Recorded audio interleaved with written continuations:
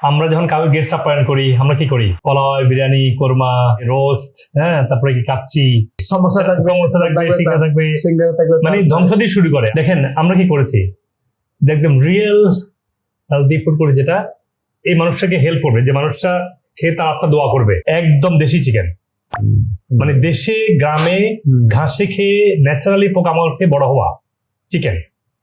এরপরে অর্গানিক ডিম। আমরা প্রথম মিস্টেকটা করি এখানে, যে খাওয়ার শুরুতে মুখে দিয়ে রাইস আর চিকেনের কামড়, হজম এখানে শেষ হয়ে গেছে।